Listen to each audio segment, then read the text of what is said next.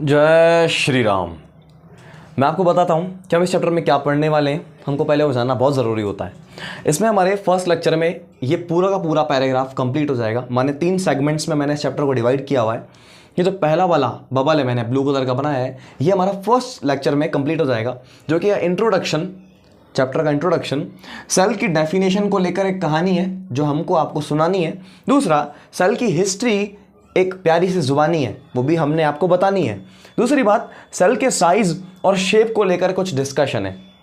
ठीक है, ये सब हम पहले ही लेक्चर में कंप्लीट कर लेंगे।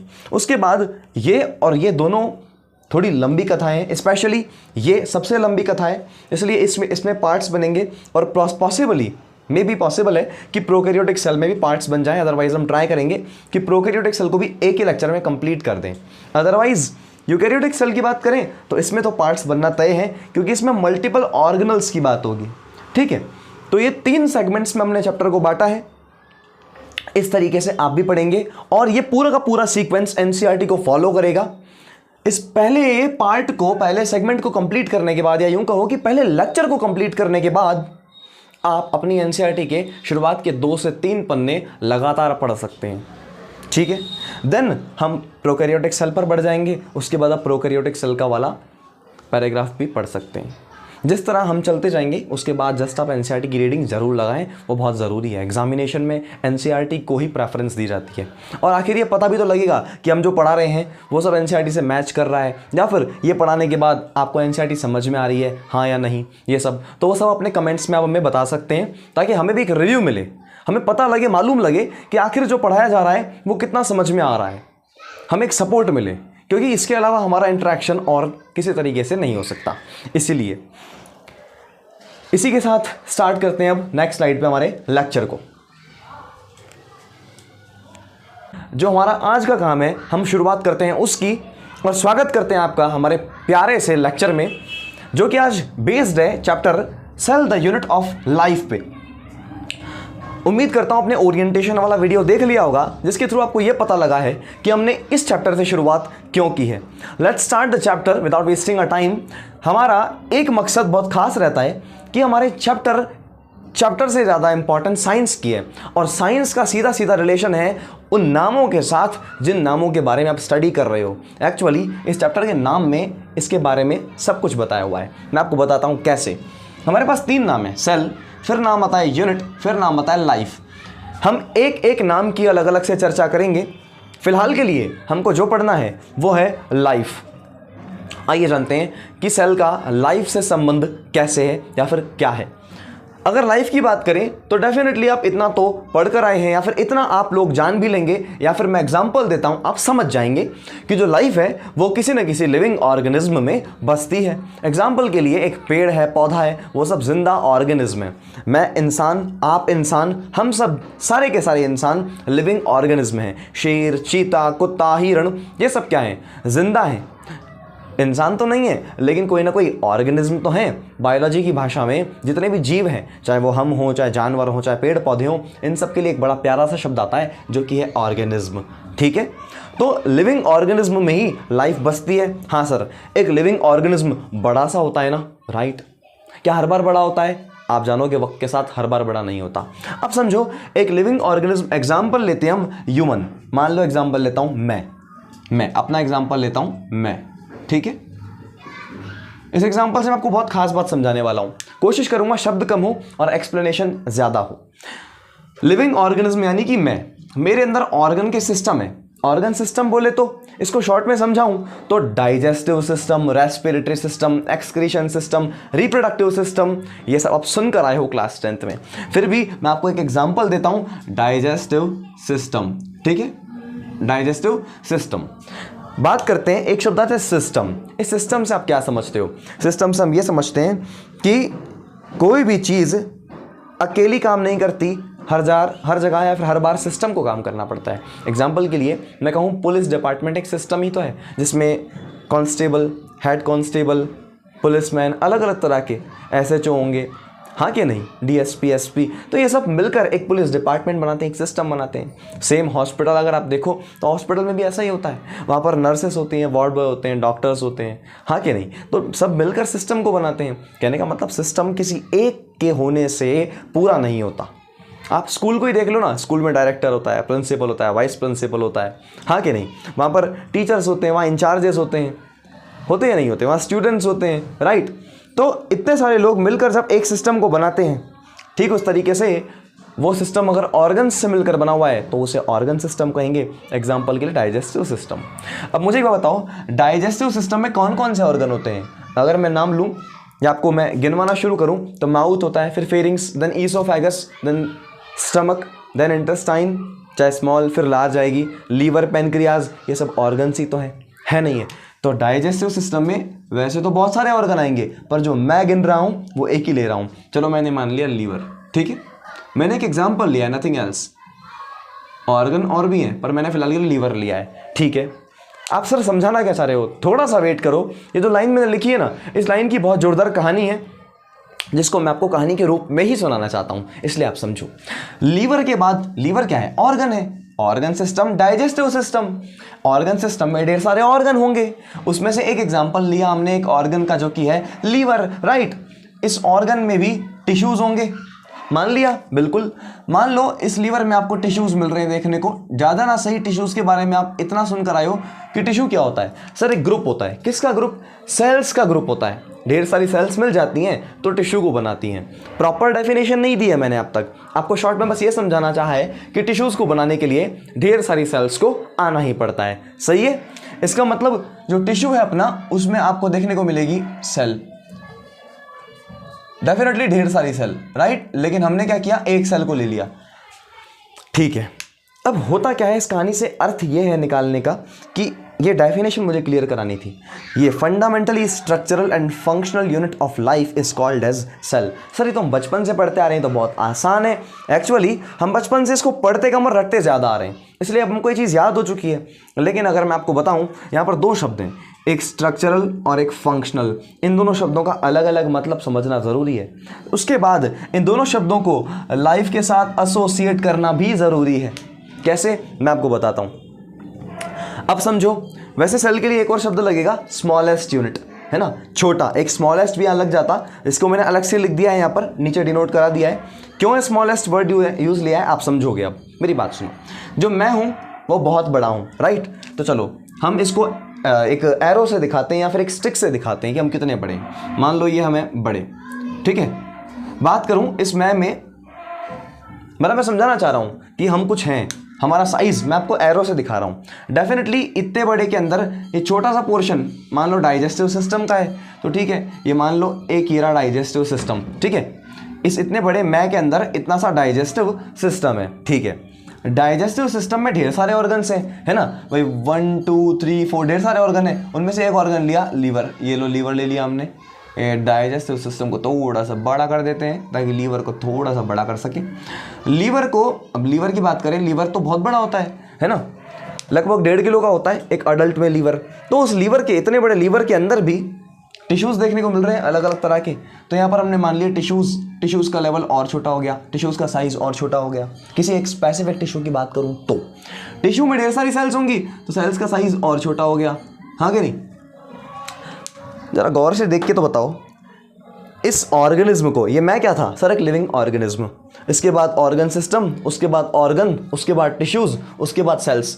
जैसे जैसे आप इसके अंदर जाते गए, सेल्स तक पहुंचते गए, क्या साइज़ बहुत छोटी होती गई क्या? हाँ सर। सेल का साइज़ कितना छोटा है इसका अंदाज़ा आप ऐसे ही लगा सकते हो। अगर जो ये स्किन देख रहे हो आप, ये वाली गोरी गोरी त्वचा, अगर नाखूनों से लेकर मैं इसको कुरेदना चाहूँ तो मेरे इन नाखूनों में ढेर सारी सेल्स आ चुकी हैं। जो यहाँ पर डेड सेल्स थी, सेल्स मर गई थी, वो यहाँ पर ढेर सारी आ चुकी है मेरे नाखूनों में, पर देखकर आप पता नहीं लगा सकते। माने नेकेड आइज से, नेकेड का मतलब है खुली या फिर नंगी आंखों से, आप इन सेल्स को नाखूनों में से देखकर पता नहीं लगा सकते।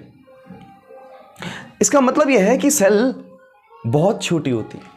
जैसे आप नेकेड आइज से देख नहीं सकते, क्या वो चीज़ बहुत छोटी नहीं होगी? डेफिनेटली होगी। समझने वाली बात यह है कि एक लिविंग ऑर्गेनिज्म के अंदर सबसे छोटी स्ट्रक्चर सेल मिलती है। क्या ऐसा सच है? अधूरा सच है। सुनो, सेल से भी छोटी एक स्ट्रक्चर होती है, इसे बोलते हैं सेल ऑर्गेनल। एग्जाम्पल के लिए अगर आप एक सेल को देखें तो बचपन में आप लोग ये तो सीख कर आए हो, या फिर इतना तो सभी को मालूम है, एक ना एक नाम सबको याद आएगा। जैसे कि सेल में न्यूक्लियस होता है, शायद ये नाम याद ना आए पर कोई बात नहीं, ये नाम याद आ जाएगा, माइटोकॉन्ड्रिया, क्लोरोप्लास्ट, राइबोसोम। इनमें से कोई भी नाम अगर आपको याद आ रहा है तो ये समझ जाइए कि आप एक सेल से छोटी स्ट्रक्चर की बात कर रहे हो, और सेल से छोटी स्ट्रक्चर सेल ऑर्गेनल कहलाती है। सही है। जो mitochondria, nucleus, chloroplast, ribosome, endoplasmic reticulum, Golgi body, ये सब जो नाम मैंने बोले बड़ करके, ये सब सेल से भी छोटी स्ट्रक्चर है, सेल के अंदर पाए जा रहे हैं। इनका नाम पड़ता है सेल ऑर्गेनल। क्या नाम पड़ता है? Cell organelle. ठीक है। बात करें सेल ऑर्गेनल की, तो सेल ऑर्गेनल के अंदर उससे भी छोटी कोई स्ट्रक्चर मिलती है क्या? जी हाँ, मिलती है। और वो क्या है? बायोमॉलिक्यूल। बोले तो क्या है बायोमॉलिक्यूल? मेरी बात गौर से सुनो। जो मॉलिक्यूल है ये तो आप जानते हो कि मॉलिक्यूल इज मॉलिक्यूल, ठीक है। लेकिन बायो बोले तो सर बायो का मतलब तो लिविंग होता है, लाइफ होती है। माने ऐसा मॉलिक्यूल जिसमें लिविंग, जिसमें लाइफ हो, वो बायोमॉलिक्यूल होगा। राइट? गलत। बायोमॉलिक्यूल के अंदर खुद में लाइफ नहीं बसती। बायोमॉलिक्यूल लाइफ प्रोवाइड कर सकता है। एग्जाम्पल के लिए सर बायोमॉलिक्यूल के एग्जाम्पल अगर पता लग जाते तो शायद हम सोच पाते। देखो, बायोमॉलिक्यूल का पहला एग्जाम्पल है ग्लूकोज। अब सोच के बताओ, एक ग्लूकोज का डब्बा है, मैंने यहाँ रखा आपके सामने, मैंने यहाँ पर ग्लूकोज का डब्बा रखा।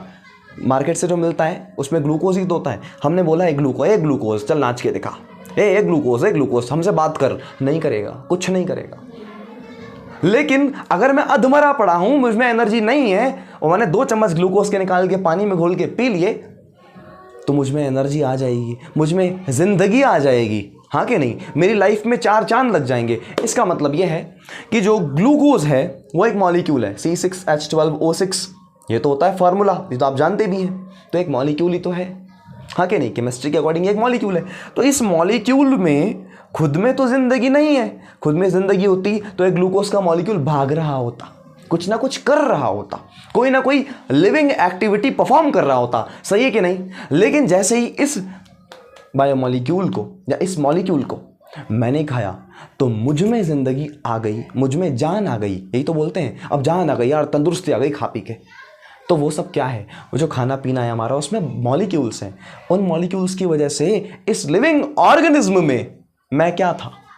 Living organism. इस लिविंग ऑर्गेनिज्म में अगर जान आ जाए, बायो मतलब क्या? लिविंग, लाइफ, जान। तो ऐसा मॉलिक्यूल जिसकी वजह से एक लिविंग ऑर्गेनिज्म में लाइफ आ जाए, जान आ जाए, उसी मॉलिक्यूल को बायोमॉलिक्यूल कहते हैं। बात समझे क्या?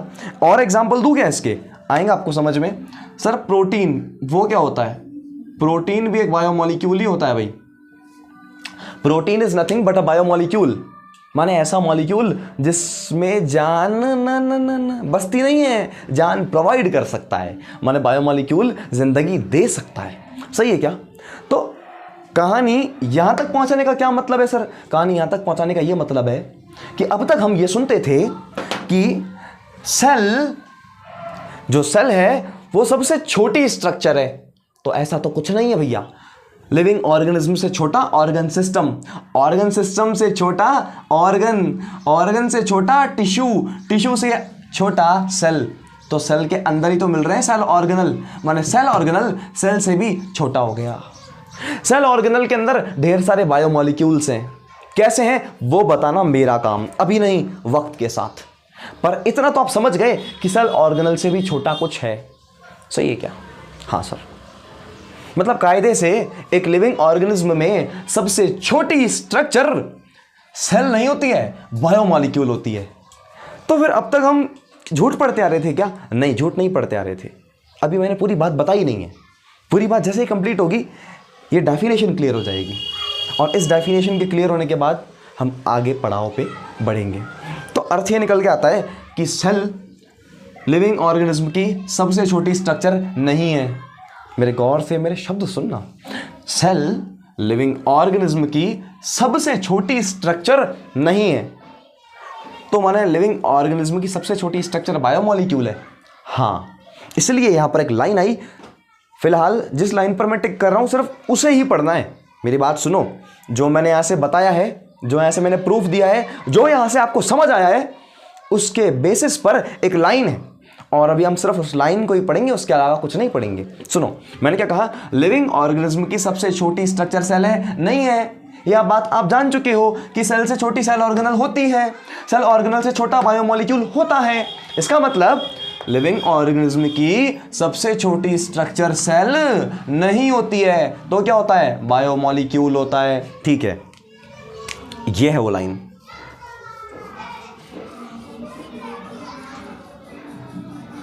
लेकिन अब यहां पर एक चीज आपके लिए नई हो गई, वो क्या है? स्ट्रक्चरली। स्ट्रक्चर का मतलब क्या है मैं बताता हूं। स्ट्रक्चर शब्द लेकर आता है कंपोजिशन को। स्ट्रक्चर किसे बताता है? मैं लिख देता हूं साइड में। जो स्ट्रक्चर है अपना, स्ट्रक्चर किसे बताता है? कंपोजिशन को। अब इस कंपोजिशन का मतलब क्या होता है मैं आपको समझाता हूं शॉर्ट में। एग्जाम्पल के लिए आप अगर इस मार्कर को देखो तो इस मार्कर का स्ट्रक्चर क्या है? बोलोगे सर आप ऐसा लीनियर है, ऐसे शेप नहीं पूछ रहा हूँ, स्ट्रक्चर पूछ रहा हूँ। स्ट्रक्चर का मतलब कंपोजिशन होता है। कंपोजिशन का मतलब होता है कि ये मार्कर जिन जिन चीज़ों से मिलकर बना है वो सब चीज़ें इसकी स्ट्रक्चर को डिसाइड करेंगी। एग्जाम्पल के लिए सर मैं आपको एक्सप्लेनेशन देकर समझाता हूँ, आप समझोगे। ये मार्कर का कैप, इसको अगर मैं ओपन करूँगा, ये जो ऊपर का है, हाँ कि नहीं, होल्डर है ये, होल्डर एक तरीके से। इसको ओपन करूंगा तो इसमें से निब इसके अंदर फंसी हुई है, निब का होल्डर है। इसके अंदर अगर मैं खोलूंगा और बाहर निकालूंगा तो इंक निकलेगी और ये प्लास्टिक की बॉडी। तो क्या क्या चीज़ें हैं इस मार्कर में? सर कुछ 5 चीज़ें नज़र आई मुझे। एक बॉडी नज़र आई जो ये मैं जिस पर टच कर रहा हूँ, ये कैप नज़र आया ऊपर वाला, कैप ओपन करने के बाद एक निब नज़र आई, तीसरी चीज़ ये होल्डर नज़र आया, चौथी चीज़ खोलूँगा तो रिफिल निकलेगी, 5वीं चीज़। इन 5 में से एक के भी बिना ये मार्कर बेकार हो जाएगा। कैसे? अगर मैं बॉडी निकाल दूंगा तो क्या इंक को पकड़ के लिखूंगा, इंक जैसे ही प्रेस करूंगा सारी इंक मेरे हाथ पे गिर जाएगी, काम नहीं जनेगा, नहीं बनेगा। ये कैप को उतार दूंगा, ये नुक सूख जाएगा, इंक सारी सूख जाएगी, बेकार हो जाएगा मार्कर, बहुत जल्दी बेकार हो जाएगा। ये निब को निकाल दूंगा, लिख नहीं पाऊंगा। होल्डर को निकाल दूंगा, फिर निब कहाँ पे रहेगी। रिफिल को निकाल दूंगा तो लिखूंगा ही कहाँ से। इसका मतलब इन 5 चीज़ों ने मिलकर इस मार्कर को बनाया है, हाँ कि नहीं? इसी लाइन से आप ये समझते हो कि ये मार्कर इन 5 चीज़ों से मिलकर बना है, हाँ कि नहीं? तो इन 5 चीज़ों का कॉम्बिनेशन ही इस मार्कर के लिए कंपोजिशन है। क्या ये बात समझ में आई? दोबारा कहता हूँ, एक मार्कर मैं लिख भी देता हूँ। जो ये मार्कर है अपना, जो ये MARKER, देखो कितनी बढ़िया स्पेलिंग लिखता हूँ मैं। जो मार्कर है वो 5 चीज़ों से मिलकर बना है। इनमें से पहला क्या है सर? एक होल्डर है अपना जो कि निब को होल्ड कर रहा है, एक निब है अपनी, हाँ कि नहीं, एक इसकी बॉडी है, माने ये प्लास्टिक की बॉडी। इसके बाद में सर इसकी रिफिल है, हाँ कि नहीं, और क्या है इसमें? और निब हो गया, होल्डर हो गया, रिफिल हो गई और कैप हो गया। ठीक है, क्या ये 5 चीज़ें मिलकर मिलकर मिलकर मार्कर को बना रही हैं? तो मैं ये भी तो बोल सकता हूँ ना दादा कि ये मार्कर इन 5 चीज़ों से मिलकर बना है, हाँ कि नहीं?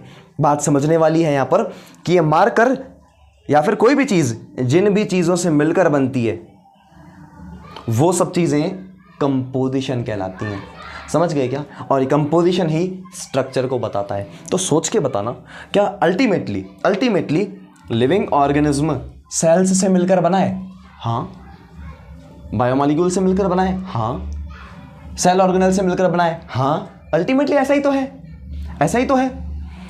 हाँ सच है ये बात कि लिविंग ऑर्गेनिज्म ऑर्गन सिस्टम से मिलकर बना है। अरे मना नहीं कर रहा हूँ, सही है। लेकिन अल्टीमेटली अंतिम रूप अगर देखूं तो मैं कह सकता हूं ना कि living organisms are made up of cells, हाँ कि नहीं? सही है सर। लेकिन क्या? लेकिन नहीं, हमको स्ट्रक्चर की बात करनी थी। तो यहां पर जो लाइन आई है वो बताती है कि बायोमॉलिक्यूल स्मॉलेस्ट यूनिट है, पर कैसे? स्ट्रक्चरली, माने स्ट्रक्चर के अकॉर्डिंग। तो अगर स्ट्रक्चर देखी जाए तो बायोमॉलिक्यूल मिलकर लिविंग ऑर्गेनिज्म को बनाएंगे। तो क्या बायोमॉलिक्यूल स्ट्रक्चर प्रोवाइड कर रहे हैं लिविंग ऑर्गेनिज्म को? मेरी बात समझ में आई? जो चीज़ जिन चीज़ों से मिलकर बनी है वही चीज़ इसके लिए स्ट्रक्चर बन जाएगी। सही है क्या? तो क्या लिविंग ऑर्गेनिज्म की स्ट्रक्चर में ऑर्गन सिस्टम आता है? यस आता है। क्या लिविंग ऑर्गेनिज्म की स्ट्रक्चर में organ, tissues, cells, cell organelles, biomolecules आते हैं? हाँ आते हैं। क्यों? क्योंकि ये सब चीजें मिलकर लिविंग ऑर्गेनिज्म को बनाते हैं। शायद आप ये बात समझे होंगे। अब हम बात करते हैं तो स्ट्रक्चर के अकॉर्डिंग छोटी से छोटी यूनिट कौन है? बायोमोलिक्यूल। लेकिन इस लाइन को थोड़ा सा एक्सटेंड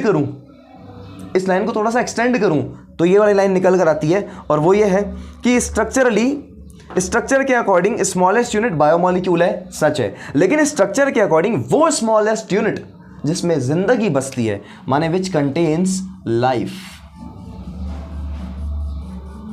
अब इस लाइन पर और जोर दे रहा हूं मैं, समझो, ये डेफिनेशन क्लियर कर रहा हूं मैं आपकी, धीमे धीमे आप समझ जाओगे। पहली लाइन अगर समझ गए तो दूसरी समझना और आसान हो जाएगा।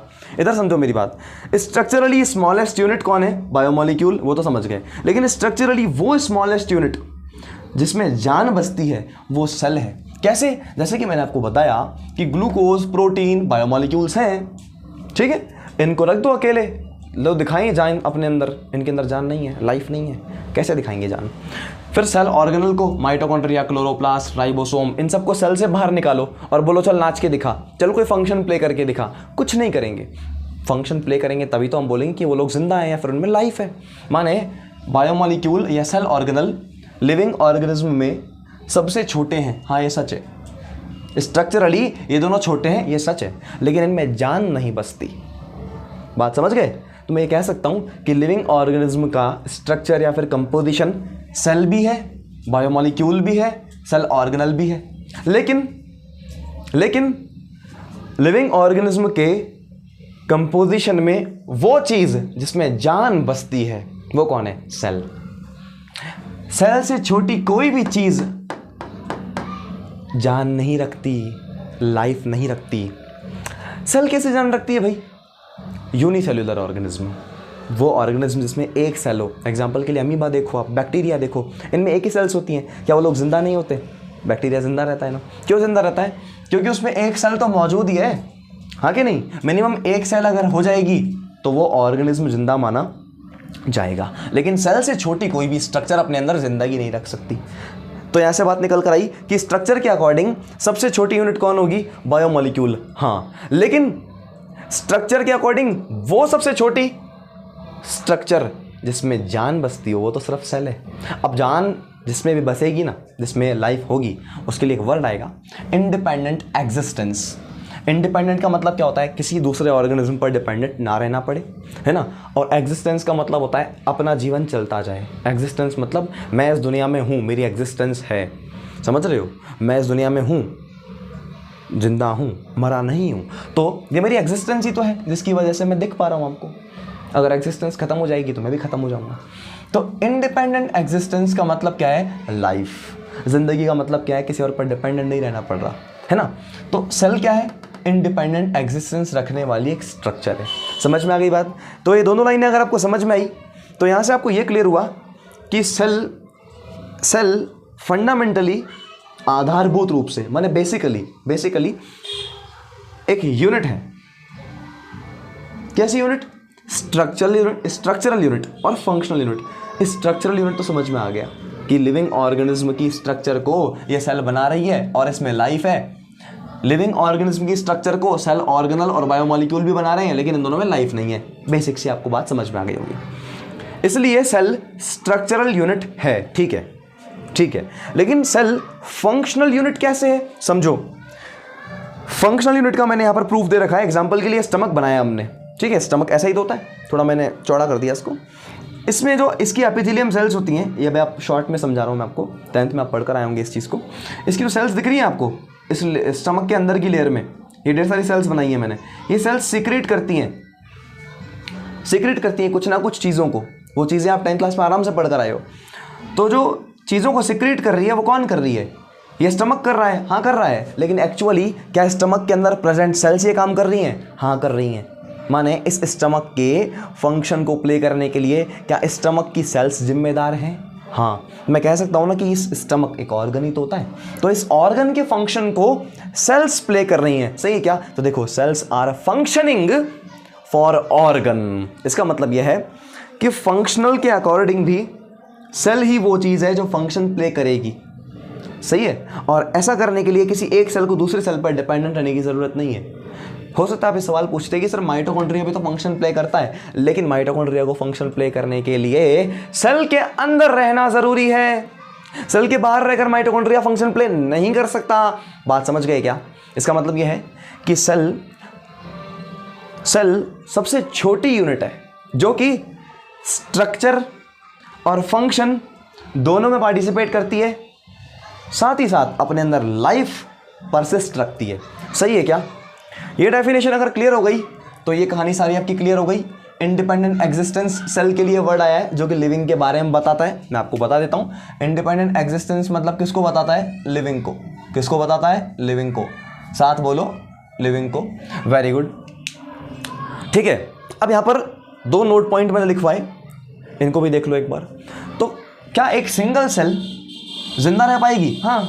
अरे जिंदा रहने से आपको क्या मतलब है? जिंदा रहने का मतलब है कि लाइफ के लिए जो भी फंक्शंस जरूरी हैं उन सबको सेल कर पाएगी। अगर मैं जिंदा हूं तो जिंदगी के लिए जितने भी इंपॉर्टेंट फंक्शंस हैं मैं वो सब कर सकता हूं ना। हाँ, इसका मतलब अगर एक सेल इंडिपेंडेंट एग्जिस्टेंस दिखाती है मतलब सेल लिविंग है, तो सारे के सारे लिविंग फंक्शंस भी दिखा पाएगी। तो देखो, single cell can perform all essential functions of life. Life के जितने भी एसेंशियल माने इंपॉर्टेंट फंक्शंस हैं, लाइफ के जितने भी एसेंशियल या इंपॉर्टेंट फंक्शंस हैं उसको एक सेल परफॉर्म कर सकती है। क्लियर? नेक्स्ट, ये लाइन आपकी एनसीईआरटी की है। वैसे ही एनसीईआरटी की मैंने पूरी प्रॉपर लाइन नहीं लिखी है ना, वो थोड़ी सी एक्स्ट्रा है, पर फिर भी आपका काम चल जाएगा इससे। Anything less than a single cell is not considered as living organism. इस लाइन का मतलब आप यहां से समझ सकते हो कि एक सेल को लिविंग ऑर्गेनिज्म मानोगे। कैसे मानोगे मैं वो भी बताऊंगा अभी आपको, यहां से समझ में आएगा एक्चुअली। यहां से तो एक सेल लिविंग ऑर्गेनिज्म मानी जाएगी या फिर लिविंग मानी जाएगी, ये सही है। लेकिन एक सेल से कोई भी छोटी स्ट्रक्चर में जान नहीं होगी, मतलब ये दोनों लिविंग नहीं है। मैं लिख देता हूं इसको ताकि आपको ज़्यादा सही लगेगा। नॉन लिविंग लिखने से बढ़िया होगा कि लिविंग नहीं है।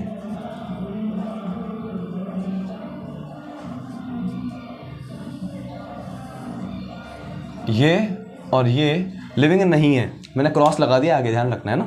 तो कोई भी चीज जो कि सेल से छोटी है, less than a single cell, एक सिंगल सेल से छोटी कोई भी चीज, एक सेल से छोटी कोई भी चीज, एक सेल से छोटी कोई भी चीज जिंदा नहीं मानी जाएगी, not considered as living organism. सही है क्या? अब सवाल यह है कि सर लिविंग ऑर्गेनिज्म आप सेल को क्यों बोल रहे हो? यही तो लिखा है आपने यहाँ पे। सेल को लिविंग ऑर्गेनिज्म कैसे बोल रहे हो वो समझो। उसके लिए आप यहां पर आओ एक बार। आपकी एनसीईआरटी इन 2 शब्दों का भी इस्तेमाल करती है ना। इसको भी चाहो तो एक बार देख लो। इनएनिमेट मतलब नॉन लिविंग और एनिमेट मतलब लिविंग। बड़ी बेसिक सी बात। On the basis of number of cells, number है शॉर्ट में लिखा है मैंने। On the basis of number of cells, जो लिविंग ऑर्गेनिज्म में 2 प्रकार के होते हैं। कौन कौन से? पहले होते हैं यूनिसेल्युलर ऑर्गेनिज्म। यूनि मतलब एक, सेल्युलर मतलब सेल, ऑर्गेनिज्म मतलब ऑर्गेनिज्म माने ऐसा ऑर्गेनिज्म जो कि एक सेल का बना है, उसी को बोलोगे यूनिसेल्युलर ऑर्गेनिज्म। है, लिख दिया ना, made up of 1 cell only. Example के लिए अमीबा क्या होता है? छोड़ दो, सिर्फ याद रखो एग्जांपल की तरह, छोड़ दो, जस्ट ऐसे ऐसे सुनना है इसको, ऐसे। अच्छा अमीबा, ठीक है होता है, काम खत्म। यूग्लिना, ठीक है होता है, बात खत्म। वक्त के साथ सब बताऊंगा। अभी के लिए यूग्लिना, हाँ ठीक है होता है। किसका? यूनिसेल्युलर ऑर्गेनिज्म का एग्जांपल है। क्या होगा यूग्लिना में? एक ही सेल होगी बस, ठीक है। बैक्टीरिया एक सेल होती है, ठीक। मल्टी मतलब एक से ज्यादा। मोर देन 1, अर्थ वही तो लिखा है, मोर देन 1 सेल, माने ऐसा ऑर्गेनिज्म जो एक से ज्यादा सेल का मिलकर बना हो, वही कहलाएगा मल्टी सेल्युलर ऑर्गेनिज्म। ये तो आपको बचपन से भी पता होता है, जिनको नहीं पता उन्होंने भी जान लिया होगा, उम्मीद करता हूँ। एग्जाम्पल के लिए प्लांट्स, एनिमल्स। प्लांट्स मतलब पौधे, पेड़ पौधे, और एनिमल्स मतलब हम सारे, शेर, कुत्ता, चीता, हिरण, ये सब, ठीक है। उम्मीद करता हूं आपको ये स्लाइड समझ में आई है। अब हम आते हैं नेक्स्ट स्लाइड के साथ में। चलिए जी आगे बढ़ते हैं अपने पॉइंट्स के साथ में।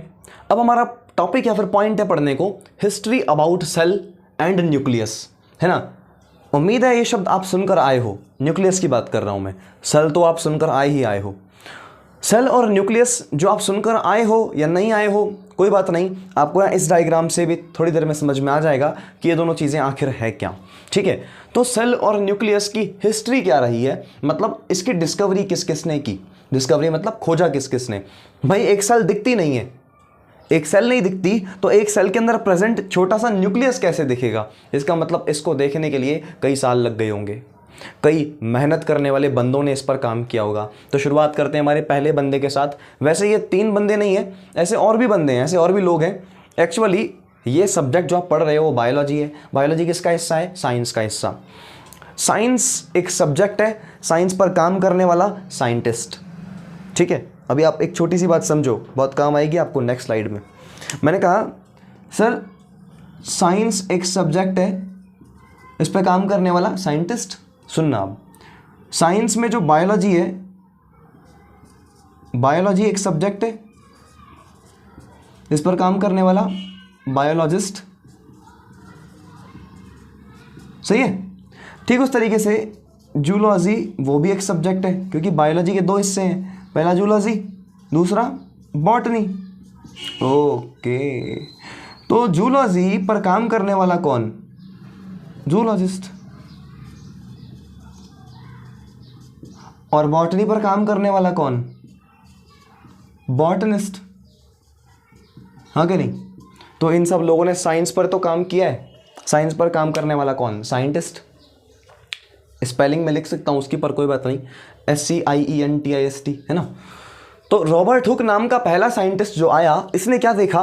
वैसे ये 1665 में आया था, आपको ईयर्स की रिक्वायरमेंट नहीं है। फिलहाल आप ये समझो आपके NCERT में 3 ही गिवन है शुरुआत में। तो रॉबर्ट हुक नाम का जो बंदा आया, इसने पहली बार एक डेड माने मरे हुए कॉर्क को देखा। कॉर्क किस में है? प्लांट में। कॉर्क चीज़ क्या होती है पहले तो ये बताओ? कॉर्क का मतलब होता है छाल। जैसे आप सुना होगा आपने, गांव में क्या लोग क्या करते हैं, शहरों में तो लोग मतलब दवाई का इस्तेमाल कर लेते हैं, कहीं लग जाए, चोट लग जाए तो।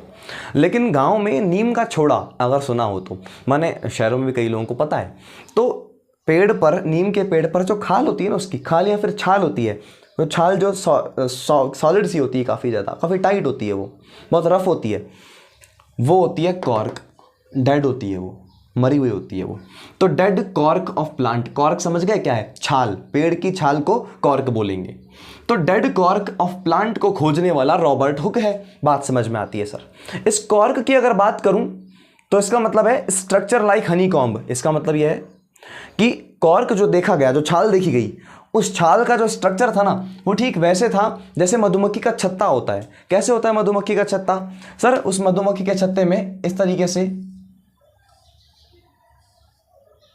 ढेर सारे कंपार्टमेंट्स दिखते हैं। हाँ कि नहीं? ढेर सारे कंपार्टमेंट दिखते हैं।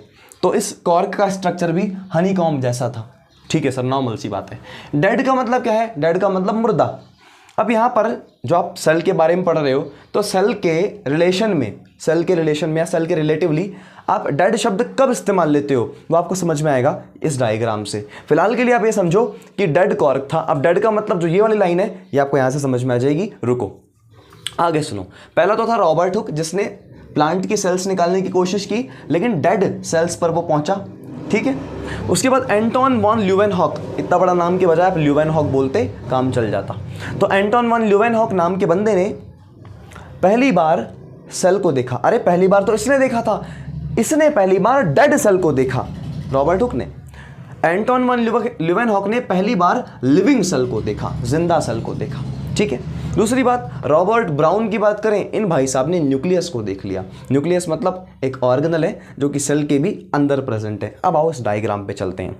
मान लो ये सेल मैंने वैसे प्लांट सेल ले ली, सपोज दैट ये मैंने एग्जांपल लिया है प्लांट सेल का। तो बचपन से सुनते आए हो आप लोग इस बात को, और नहीं तो आप आगे और भी जानोगे इसको हमारे लेक्चर्स के थ्रू, कि एक प्लांट की सेल में सबसे बाहर की जो लेयर होती है ना, इसे सेल वॉल बोलते हो। सही है क्या? माने cell wall is the outermost covering of plant cell. ठीक है, सेल वॉल के जस्ट अंदर आपको क्या मिलता है? Cell membrane. जब आपको स्ट्रक्चर बता रहा हूं मैं कि प्लांट सेल की स्ट्रक्चर कैसी होती है, थोड़ा समझ में आएगा आपको। बहुत कुछ पढ़ना बाकी है प्लांट में अभी, पर अभी नॉर्मल सा स्ट्रक्चर दे रहा हूं। क्यों? ताकि मैं आपको प्रोटोप्लाज्म समझा सकूं, मैं आपको डेड का मतलब समझा सकूं। इधर देखो, सेल में प्लांट सेल की बात कर रहा हूं।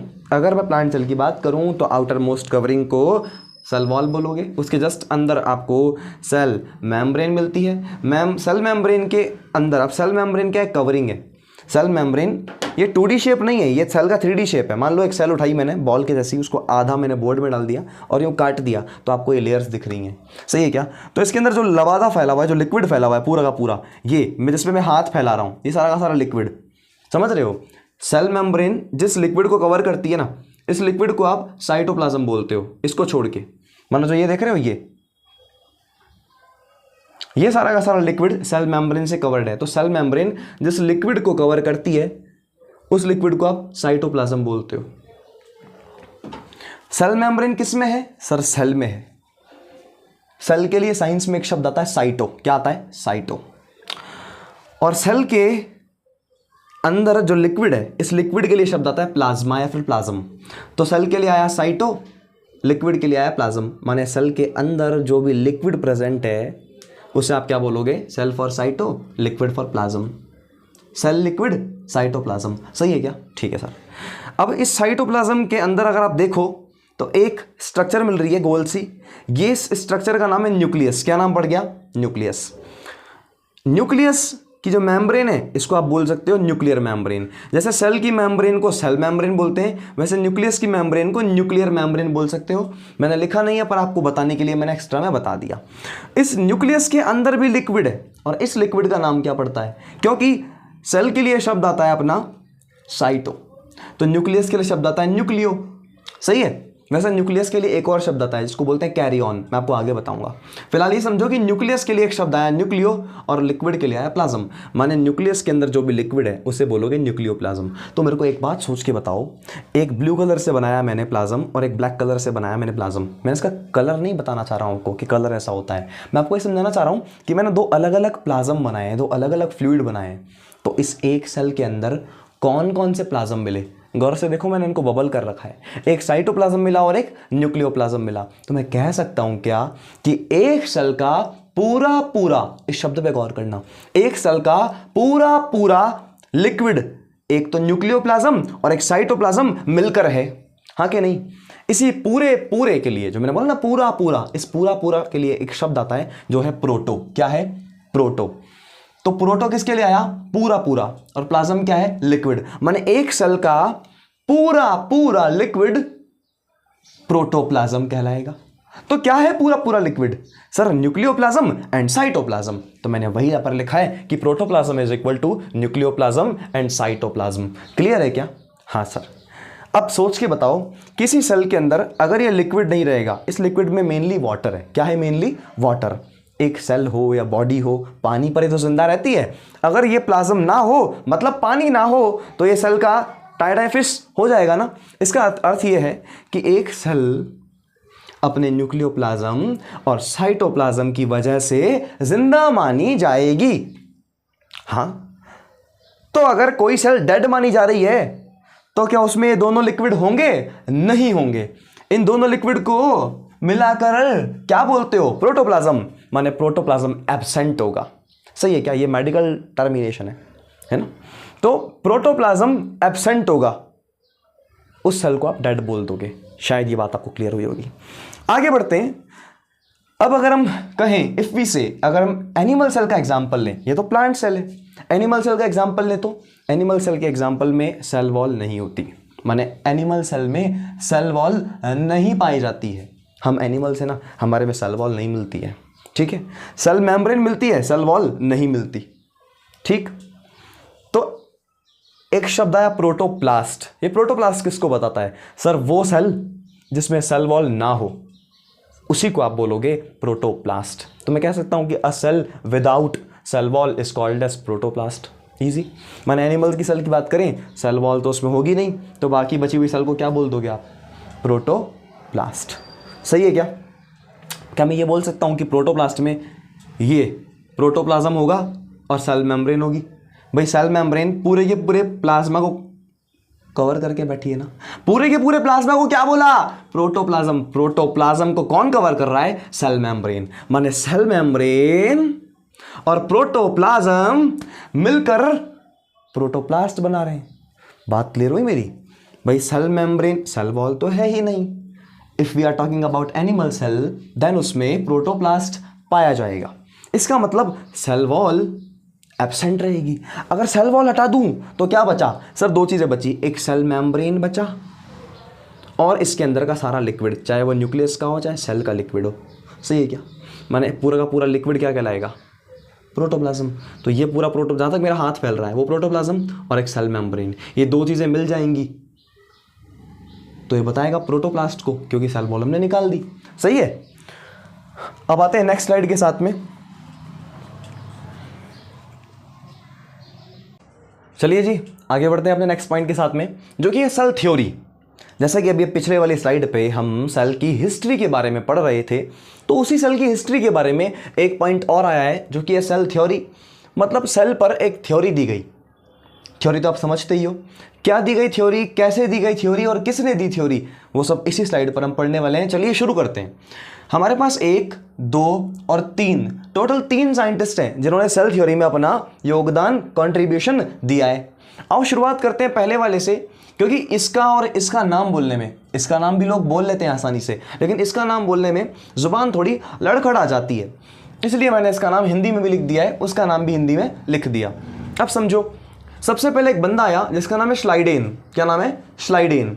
एक्चुअली इसका पूरा नाम है मैथियस श्लाइडेन, ठीक है, लेकिन फिर भी इसको सरनेम के थ्रू याद रख लो, चल जाएगा। सेम उसके साथ भी ऐसा ही है, श्वान। उसका पूरा नाम थियोडोर श्वान है, थियोडोर श्वान, लेकिन आप उसका नाम श्वान याद रखोगे चल जाएगा। यहां पर हम बात कर रहे हैं श्लाइडेन नाम का जो बंदा है, ये श है, श्लाइडेन नाम का जो बंदा है ये बॉटनी पर काम करता था। जैसा कि पिछले साइड में आपने जाना, साइंस एक सब्जेक्ट है, साइंस पर काम करने वाला साइंटिस्ट, बॉटनी एक सब्जेक्ट है, बॉटनी पर काम करने वाला बॉटनिस्ट।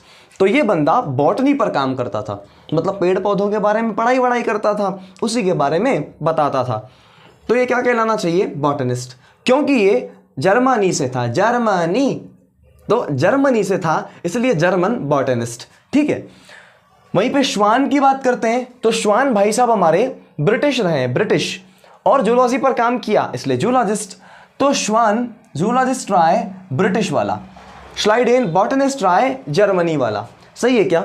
तो पहले हम श्लाइडेन की बात करते हैं, फिर श्वान की बात करते हैं, फिर इन दोनों पर एक क्वेश्चन मार्क खड़ा होगा, इस क्वेश्चन मार्क का जवाब इस बंदे ने दिया, इसकी चर्चा करेंगे। ऐसे हमारी सेल थ्योरी कंप्लीट होगी। शुरुआत करते हैं।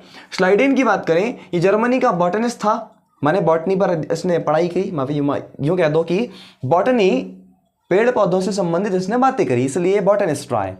तो जर्मन बॉटनिस्ट रहा है श्लाइडेन। 1838 में इसने अपनी बात कही, पैदा तो पहले ही हो गया था, 1838 में इसने अपनी थ्योरी कही। क्या कही थ्योरी इसने? क्योंकि देखो प्लांट्स पर काम किया है तो प्लांट्स की बात करेगा। डिफरेंट प्लांट्स को देखा, अलग अलग प्लांट्स को देखा, ये अलग अलग तरह के प्लांट्स को देखा, लेकिन सभी प्लांट्स में इसने एक बात कॉमन पाई, और वो ये पाई कि डिफरेंट प्लांट्स चाहे कोई सा भी हो वो सब सेल्स से मिलकर बने हुए हैं, ठीक है। और जो सेल्स हैं वो आपस में मिलती हैं तो टिश्यूज बनते हैं। सर टिश्यूज प्लांट्स में भी होते हैं क्या? याद दिलाता हूँ, जाइलम, फ्लोएम, ये सब क्या था सर? टिश्यूज थे, हाँ कि नहीं? तो सेल्स इन प्लांट्स में मौजूद है। इसका मतलब ये कि श्लाइडेन जो कि जर्मनी का बॉटनिस्ट था, 1838 में आया था। 1838 में इसने अपनी एक बात कही, वो बात थी कि डिफरेंट प्लांट्स, जितने भी प्लांट्स हैं वो सब सेल्स से मिलकर बने हुए हैं, और वो सेल्स उन प्लांट्स के अंदर टिश्यूज का फॉर्मेशन करती हैं। ठीक है क्या? कि मेरी ये बात आपको समझ में आई? तो चलो अब आगे बढ़ते हैं। वहीं पे श्वान आया, इसने जूलॉजी पर काम किया, है ना, जंतुओं पर, जीवों पर, इन पर काम किया, तो इसके लिए जूलॉजिस्ट शब्द आया, और ये ब्रिटिश है इसलिए ब्रिटिश जूलॉजिस्ट। इसने अपनी बात 1839 में कही, इसके जस्ट 1 साल बाद, या फिर दोनों का टाइम लगभग समान माना जा रहा है। सही है। अब श्वान शब्द है ना, श्वान शब्द ये संस्कृत में कुत्ते के लिए आता है, हिंदी में कुत्ते के लिए आता है, और स्वान अगर आप इसको स्वान से देखो तो स्वान हंस के लिए आता है, हाँ कि नहीं? ये दोनों ही एनिमल्स वाले फॉर्म में आ गए, हाँ कि नहीं? इसलिए आप याद रख सकते हो कि जूलॉजी पर इसने काम किया है, जूलॉजी में एनिमल्स पढ़े जाते हैं, तो जूलॉजी पर इसने काम किया है। अब मेरी एक बात समझो, पेड़ पौधे झूठ नहीं बोल सकते, मतलब वैसे तो पेड़ पौधे बोल ही नहीं सकते, लेकिन अगर मैं बात करता पेड़ पौधे कभी बोलते तो क्या वो झूठ बोलते? नहीं बोलते। पेड़ पौधे हमेशा सच्चे होते हैं, इंसान झूठा होता है। माने जूलॉजी में काम करने वाले लोग भी कुछ ना कुछ झोल कर सकते हैं। अब झोल का मतलब एक्चुअल झोल नहीं है, समझाने की कोशिश ये है कि 1839 में इसने बातें कही, कायदे से ये एनिमल्स पर काम करेगा, जूलॉजिस्ट है तो इसको एनिमल्स से संबंधित बात बोलनी चाहिए थी, लेकिन इस बंदे ने 2 बातें कर दी। देखो दोगलापन, देखो एनिमल की तो बात करी लेकिन इसने प्लांट की भी बात करी। समझ रहे हो? तो किया क्या, इसने एनिमल की बात करी और ये बताया कि एनिमल्स में जो सेल्स होंगी उस सेल के ऊपर जो कवरिंग होगी ना, कवरिंग, वो कवरिंग कहलाएगी सेल मेम्ब्रेन। लेकिन जो प्लांट्स होंगे इसमें जो सेल होगी उन सेल की जो कवरिंग होगी उस कवरिंग को आप सेल वॉल नाम दोगे। तो इससे हम ये पता लगा सकते हैं कि एनिमल सेल में आउटर मोस्ट कवरिंग को सेल मेम्ब्रेन बोलेंगे, प्लांट सेल में आउटर मोस्ट कवरिंग को, आउटर मोस्ट मतलब सबसे बाहर, आउटर मोस्ट कवरिंग को सेल वॉल बोलेंगे। सही है क्या? ये दोनों बातें इन्होंने बताई। क्या बताया? इन भाई साहब ने ये बताया कि प्लांट्स में सेल्स होती हैं, सेल्स टिश्यूज को बनाती हैं। इन भाई साहब ने दो बातें बताई, एनिमल्स की सेल के ऊपर outermost covering cell membrane, plant की सेल के ऊपर outermost covering cell wall. यहां तक तो बड़ी ही साधारण भाषा थी, लेकिन इन पर एक क्वेश्चन मार्क खड़ा किया गया दोनों पर ही कि नई नई सेल्स कैसे बनती हैं, मतलब न्यू सेल्स का फॉर्मेशन कैसे होता है। दोनों की बोलती बंद हो गई। तब हमारे एक बड़े अच्छे भैया आए जिसका नाम है रुडोल्फ विर्चो। सही है, 1855 में आए। देखो ये 1838 में, ये 1839 में, उसके कितने सालों बाद ये आया। मतलब इन पर जो क्वेश्चन खड़ा हुआ था ना दोनों पर, ये क्वेश्चन इतना भारी था कि इन दोनों के बाद में इतने साल हो गए तब जाकर 1855 में किसी ने बताया इसके बारे में। क्या बताया वो सुनो। ये सेल जो कि पहले से पड़ी है, अगर इसका डिवीजन हो जाए, माने दो भागों में बट जाए, दो भागों में बांटने का मतलब ये नहीं है कि इस सेल को पकड़ के मैंने चाकू से काट दिया। ये सेल का डिवीजन होता है, ये आपको समझाया जाएगा। कुछ बातें आपको पता भी होंगी, जिनको बिल्कुल भी नहीं पता होगा उनको सेल डिवीजन आगे मैं बताऊंगा। फिलहाल के लिए क्या जानना है? फिलहाल के लिए जानना है कि डिवीजन क्या होती है। एक प्रोसेस होती है। क्या होती है? एक प्रोसेस होती है जिसके माध्यम से एक सेल अपना नंबर बढ़ा लेती है। मतलब इस सेल को डिवाइड करके इससे दो सेल बनाई जा सकती हैं। सही है क्या? शॉर्ट फॉर्म में फिलहाल डिवीजन आप ऐसे समझो। तो क्या ये सेल पहले से प्रेजेंट थी? हाँ सर। तो ये सेल पहले मतलब प्री एग्जिस्ट कर रही थी, मतलब जिंदा थी। प्री एग्जिस्टिंग सेल, प्री मतलब पहले से, एग्जिस्ट मतलब रह रही थी, और सेल तो है ही। ऐसी सेल जो पहले से रह रही थी उसके लिए आया प्री एग्जिस्टिंग सेल। और ये सेल्स नई नई बन गई ना, न्यूली फॉर्म हुई है, इसलिए न्यूली फॉर्म्ड सेल्स। तो क्या मैं इसको देखकर ये कह सकता हूँ क्या कि जो नई नई सेल्स बनती हैं वो पुरानी सेल्स के या फिर पहले से पड़ी हुई सेल्स के डिवीजन से बनती है? दोबारा सुनो, जो नई नई सेल्स बनती हैं वो पुरानी सेल के या पहले से प्रेजेंट सेल के डिवीजन से बनती हैं। हाँ सर। तो अब होता क्या है, इन दोनों ने सेल थ्योरी में एक एक पॉइंट बता दिया अपना अपना। इन दोनों पर एक क्वेश्चन मार्क खड़ा किया, जो कि एक कमी निकल के आई। इस कमी को इस भाई साहब ने ठीक कर दिया। तो अब इस भाई साहब ने इनकी बातों को पकड़ा, इनकी कमी को पकड़ा, उसको ठीक किया और सारी की सारी बातों को अपने दो स्टेटमेंट के फॉर्म में दे दिया। कैसे? पहला स्टेटमेंट दिया, new cells are arising from the division of pre existing cell. New cells are arising from division of pre existing cell. इसको एक शब्द से, एक वाक्य से, एक सेंटेंस से इन्होंने बताया, ओमनिस सेल्यूला ई सेल्यूला। ये जो लाइन लिखी है ना, इसका मतलब और कुछ नहीं, ये पहला स्टेटमेंट है। क्लियर? दूसरी बात, all living organisms are composed of cell and its products. ये प्रोडक्ट्स क्या है मैं समझाता हूँ। फिलहाल ये समझो, जितने भी लिविंग ऑर्गेनिज्म हैं वो सब सेल से मिलकर बने हुए हैं। ये लाइन इन्होंने भी तो बताई थी, सेल की तो बात करी थी। साथ में जितने भी लिविंग ऑर्गेनिज्म हैं वो सब सेल से मिलकर बने हैं, ये हम पहली स्लाइड में पढ़ के आए थे। हाँ कि नहीं? तो all living organisms are composed of cell and its products. अब प्रोडक्ट्स क्या होता है, मेरी बात सुनो। प्रोडक्ट का मतलब यहाँ पर यह है कि ये सेल मिलकर क्या बनाएगी? टिश्यूज, ऑर्गन्स, ऑर्गन सिस्टम, तो वो सब प्रोडक्ट्स हैं। समझ गए क्या? अब आते हैं हम नेक्स्ट स्लाइड के साथ में। चलिए अब बढ़ते हैं अपने नेक्स्ट पड़ाव की तरफ, जो कि है ओवरव्यू ऑफ सेल। देखो जो हम टॉपिक्स पढ़ रहे हैं ना, ये सब एक्चुअली एनसीईआरटी के सीक्वेंस में पढ़ रहे हैं, ताकि अगर मेरे लेक्चर देखने के बाद आप एनसीईआरटी के पन्नों को खोलते हैं तो आपको पढ़ने में दिक्कत ना हो, आपको एज इट इज समझ में आ जाए हर एक बात जो हमने यहाँ पर पढ़ी, वही की वही आपको एनसीईआरटी में देखने को मिल जाए। हाँ, चंद बातें हैं जो यहाँ पर एक्स्ट्रा देखने को मिलेंगी, डेफिनेटली मिलेंगी। मेरी एक्सप्लेनेशन में चंद बातें एक्स्ट्रा ज़रूर होंगी, ताकि एनसीईआरटी के कुछ लफ्ज़ों को, कुछ लाइन्स को और बेहतर तरीके से एक्सप्लेन कर। ठीक है, अब बात करते हैं। ओवर मतलब होता है पूरा, व्यू मतलब होता है देखना। किसको? सेल को। माने सेल को पूरा पूरा देखना है।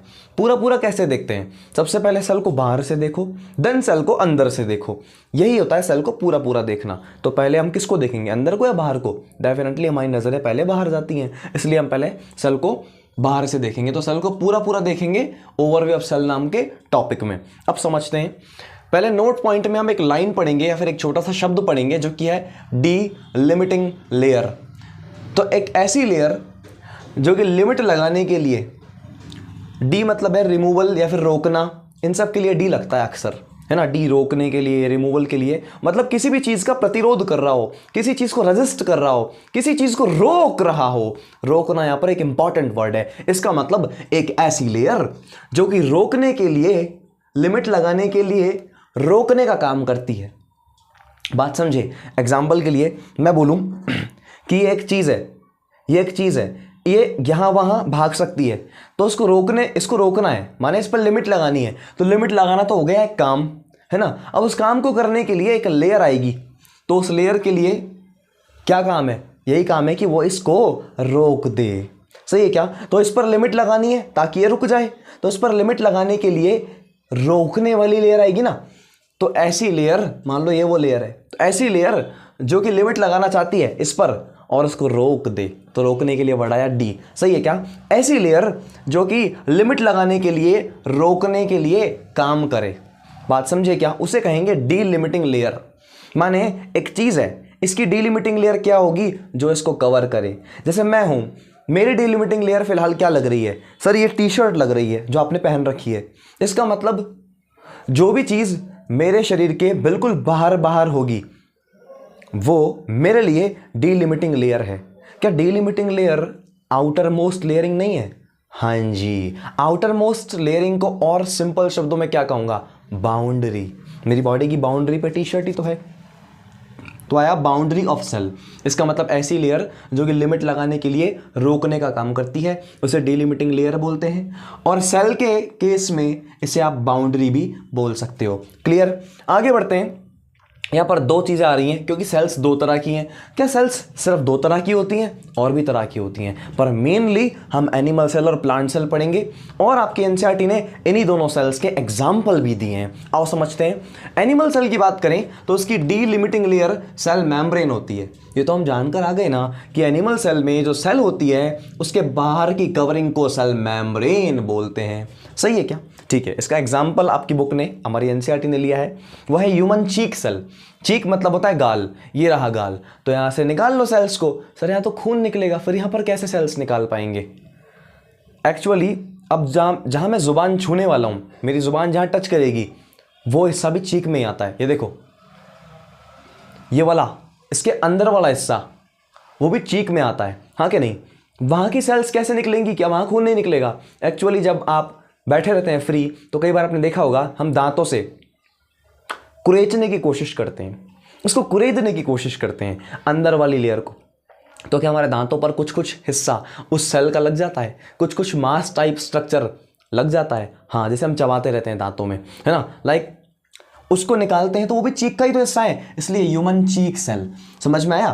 तो ह्यूमन चीक सेल ह्यूमन की सेल है ना। ह्यूमन में किस में आता है? एनिमल्स में आता है। ये अभी आप शायद ना समझो, लेकिन आगे जाके आप समझोगे कि ह्यूमंस भी एनिमल्स में आते हैं।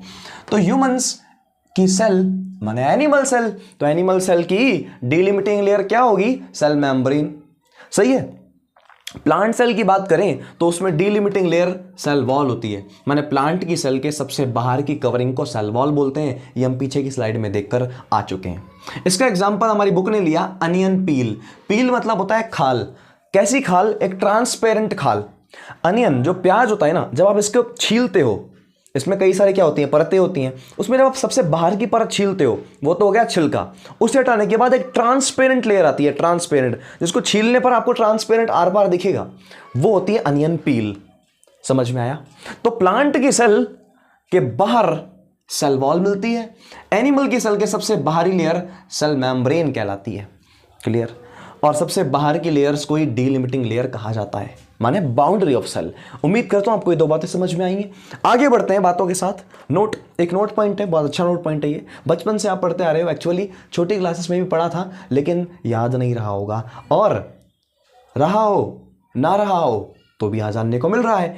Shape of cell vary with function. Vary मतलब होता है जब जब, आज के बाद जब जब आपको ये शब्द देखने को मिले, इस वेरी मतलब क्या होता है? बदलने वाला।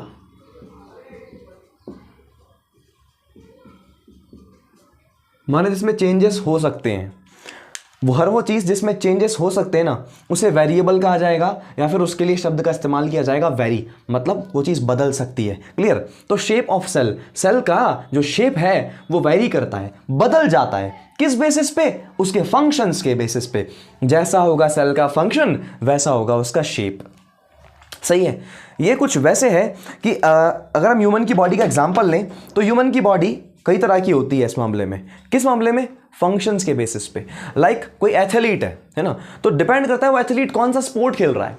अगर वो रनिंग का स्पोर्ट खेलेगा तो उसकी बॉडी में मसल मास ज़्यादा नहीं होगा, कभी नहीं होगा, उसकी बॉडी पतली होगी, हाँ कि नहीं? उसकी बॉडी को एक्टिवेटेड रहना है हमेशा, फैट उसका हमेशा लॉस्ट में रहता है।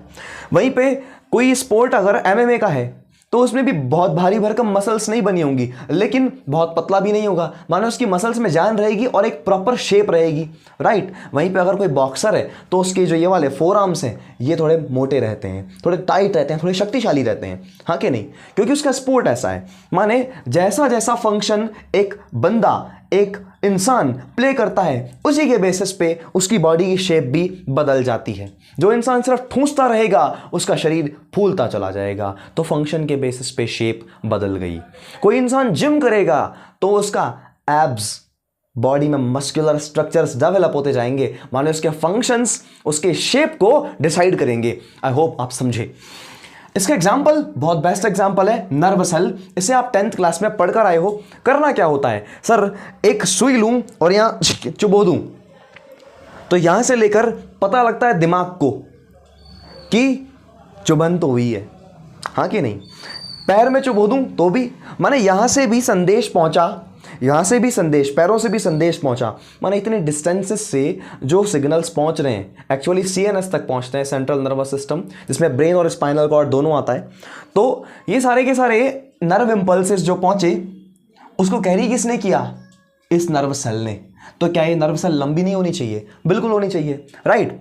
अब बात करते हैं जो शेप है वो तो कई तरह का हो सकता है। उनमें से कुछ एग्जाम्पल है कि क्यूबॉइडल भी हो सकता है, माने सेल का शेप क्यूबॉइड भी हो सकता है, कॉलमनार भी हो सकता है, माने कॉलम जैसा भी हो सकता है, इर्रेगुलर भी हो सकता है। इर्रेगुलर का मतलब है जरूरी नहीं है कि कोई एक ही शेप हो, वो शेप बार बार बदल सकता है, अनियमित, जिसको रेगुलेट ना किया जा सके। लॉन्ग सेल लंबा भी हो सकता है, वो तो आपके सामने दिख ही गया। अब कुछ सेल्स के बारे में बताया गया है, कुछ अलग अलग तरह की सेल्स हैं, है ना? इनकी लेंथ और इनके साइजेस को लेकर थोड़े बहुत नंबर्स दिए गए हैं, मैंने कुछ कुछ वैल्यूज दी गई हैं एक्चुअली। माइकोप्लाज्मा एक सेल है। मैं आपको माइकोप्लाज्मा पढ़ा नहीं रहा हूं क्योंकि माइकोप्लाज्मा इस चैप्टर का हिस्सा नहीं है, लेकिन इस चैप्टर में सेल्स की बात की जा रही है। तो माइकोप्लाज्मा जो खुद एक सेल है, इसलिए इसकी चर्चा थोड़ी सी हम यहां पर कर लेते हैं। अदरवाइज माइकोप्लाज्मा जहां पढ़ाया जाएगा वो चैप्टर का नाम है बायोलॉजिकल क्लासिफिकेशन, जो कि आपका सेकंड नंबर का चैप्टर है फर्स्ट यूनिट का बायोलॉजी की बुक में। बात करते हैं माइकोप्लाज्मा। फिलहाल के लिए आप ये समझो, मैं जितना बता रहा हूं अभी वो समझो। माइकोप्लाज्मा सबसे छोटी सेल है, स्मॉलेस्ट सेल, समझ गए, जो कि प्रोकैरियोटिक है। अब ये शब्द आप मान लो नहीं जानते, अगर आपको पता है दैट्स गुड, नहीं पता है तो भी कोई दिक्कत वाली बात नहीं है। इसकी चर्चा हम आज की क्लास में नहीं कर रहे हैं, ठीक है? इसलिए फिलहाल आपको सिर्फ जानना है कि माइकोप्लाज्मा प्रोकैरियोटिक होता है। अब प्रोकैरियोटिक क्या होता है चर्चा ही नहीं कर रहे जब हम आज, तो क्यों परेशान हुए? ठीक है, ये आपको मैं बताऊंगा, पर आज की क्लास में नहीं, नेक्स्ट क्लास में। अब समझो, तो माइकोप्लाज्मा सबसे छोटी सेल है जो कि प्रोकैरियोटिक है, यहां तक तो समझ गए।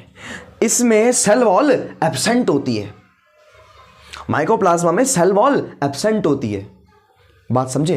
दूसरी बात, माइकोप्लाज्मा की जो लेंथ होती है ना, लेंथ, सेल की लेंथ, वो होती है 0.3 माइक्रोमीटर। 0.3 मतलब एक से भी छोटा, तो 0.3 माइक्रोमीटर लेंथ होती है इसकी, सही है? दूसरी बात, बैक्टीरिया की बात कर लेते हैं, है ना? क्या सब बैक्टीरिया की साइज इतनी होती है? नहीं, इसलिए एक रेंज आई है, एक फिक्स वैल्यू नहीं आया है। बैक्टीरिया की साइजेस में 3 से लेकर 5 माइक्रोमीटर की लेंथ को लिया गया है।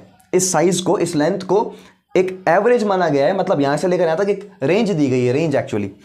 आरबीसी, रेड ब्लड सेल्स या फिर रेड ब्लड कॉर्पस्कल्स, जो हमारी बॉडी में होती है आरबीसी, वो डोनट शेप की होती है, डोनट ऐसे। अगर 2D में देखूं तो क्या सर्कुलर दिख रहा है? हाँ, सर्कल का डायमीटर होता है ना, इसलिए आरबीसी का भी डायमीटर है 7 माइक्रोमीटर। कितना है डायमीटर? 7 माइक्रोमीटर।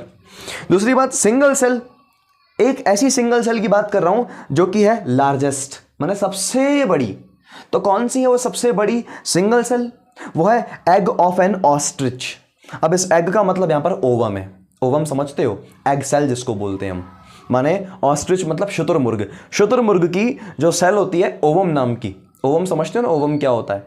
जैसे स्पर्म होता है, एक सेल होती है ना, वैसे ही ऑस्ट्रिच में जो ओवम होता है, फीमेल की रिप्रोडक्टिव सेल, वो ओवम जिसको हम एग भी बोल सकते हैं, वो होती है लार्जेस्ट सेल। क्लियर है क्या ये बात? आई होप सो आपको ये आज की क्लास में जितना पढ़ाया वो सब समझ में आया होगा। नेक्स्ट क्लास हमारे ओरिएंटेशन के मुताबिक चलेगी, जिसमें हम ये जानेंगे कि प्रोकैरियोटिक सेल क्या होती है, प्रोकैरियोटिक सेल के अंदर क्या होता है। प्रोकैरियोटिक सेल जितनी हम बचपन में पढ़कर आए हैं उसका काफ़ी गुना ज़्यादा हमको 11th क्लास में जानने को मिलेगा। ठीक है, तो चलते हैं इसी के साथ, लेकर राम का नाम बोलते हैं जय श्री राम।